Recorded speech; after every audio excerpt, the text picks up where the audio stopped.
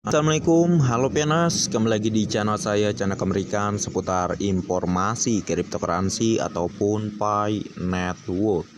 Sebelum saya melanjutkan, jangan lupa tekan tombol like dan subscribe-nya, dan jangan lupa juga aktifkan notifikasi launchingnya agar setiap saya mengupload video terbaru ke depannya tentunya adalah yang akan lebih awal menerima notifikasinya ya. Oke, sahabat pioner semua, di sini ada sebuah informasi dari Core Team ya, dari Core Team yang mana ini baru tadi malam saya menerima ya untuk sebuah tweet terbaru dari Core Team di sini. Kita akan langsung saja. Jadi di sini keterangannya ya, ini akun resminya ya, jadi nggak ada setting-settingan di sini, kagak ada ya. Pi Network adalah ekosistem blockchain online yang dapat diakses secara global yang menggunakan Pi, mata uang kripto untuk dan oleh orang-orang biasa yang dapat Anda tambang secara seluler secara gratis ya. Ini adalah upaya tulus dari semua pioner untuk membangun ekosistem dan memberi orang biasa akses yang lebih besar ke cryptocurrency ya. Nah, jadi ini untuk keterangannya, ini adalah upaya tulus dari semua pioner gitu ya. Kok enggak dari Core Team gitu ya ditulisnya. Jadi menurut saya terkait ini adalah upaya tulus dari semua pioner ya, tentu kita semua juga harus bekerja sama ya bersama Core Team ya. Kalau kita ingin perusahaan atau proyek Pi Network ini jaya sampai terjadinya open mainnet ya, dan sesuai dengan programnya, kita harus bekerja sama ya, bekerja sama untuk membangun gitu ya. Dari segi apa kita membangunnya agar proyek ini sesuai dengan programnya ya. Pihak Core Team memang tidak pernah menyebutkan program Pi ini mengharuskan 1 Pi sama dengan 314.159 US dollar, enggak, tetapi makna dari program yang dilakukan di proyek Pi Network ini mengharuskan nilai Pi di angka yang sangat mahal supaya tidak dikuasai oleh orang-orang kaya atau elit global gitu ya, seperti Bitcoin dan Ethereum gitu ya.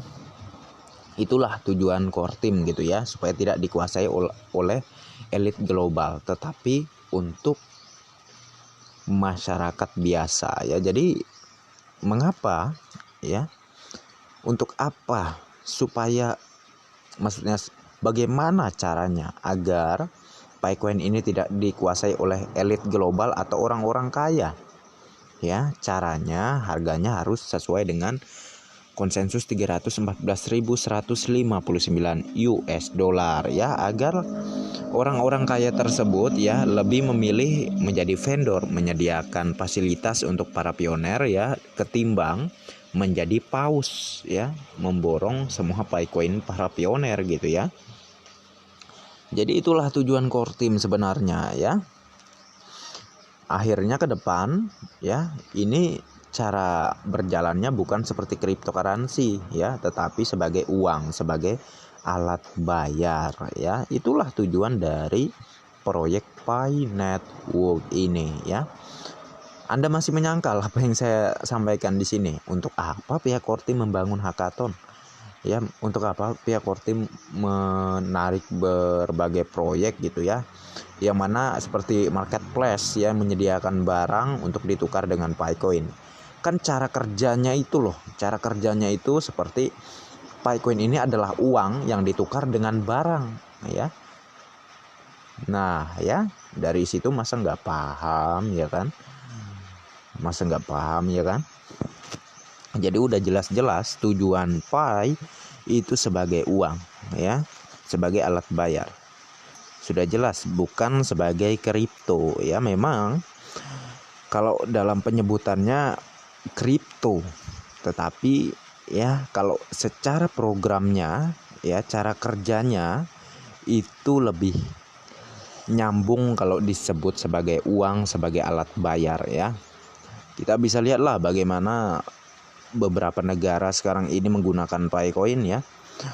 mau bayar di toko kecil, toko besar, sampai dengan perhotelan ya, yang saya bahas di video sebelumnya, itu menggunakan Picoin, ya tentu sebagai uang sudah ya kalau di negara luar sana.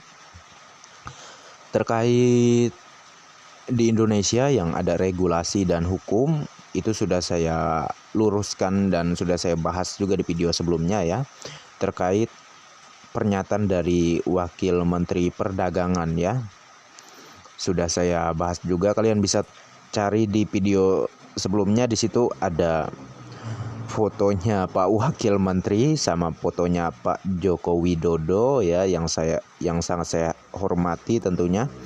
Kalian bisa tonton deh, saya review di situ ya.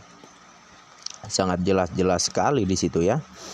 Jadi jelas semuanya ya, bahwa tujuan Kortim ya membuat inovasi baru ya, yang tidak sama cara kerjanya seperti kripto pada umumnya, tetapi Picoin ini sebagai uang, sebagai alat bayar ya. Itulah tujuan dari terbentuknya atau terciptanya Pi Network dan Picoin ya. Tetapi dengan adanya beberapa pembatasan dari beberapa negara, contohnya seperti Indonesia ya, tenang saja ya, di dalam ekosistem jaringan Pi itu ada namanya Pi-Bank.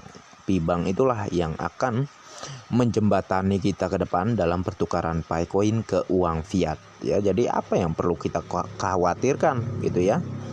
Itulah juga yang saya review di video kemarin ya. Saya itu niatnya hanya meluruskan saja ya pernyataan dari Wakil Menteri Perdagangan ya.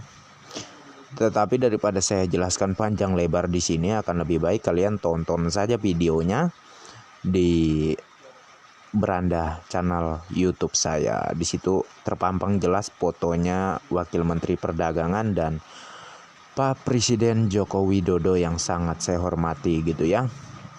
Oke, kita kembali ke tema. Jadi sudah sangat jelas ya bahwa kita harus bekerja sama ya, dari apa yang pihak Kortim nyatakan di sini, harus bekerja sama ya. Jangan hanya mengharap Kortim, kita nggak ada usahanya sama sekali. Seperti misalnya kita sudah lulus KYC ya, jangan malas-malasan. Kita harus menjadi validator, memvalidasi tiap-tiap data-data pioner yang masih terpending gitu ya.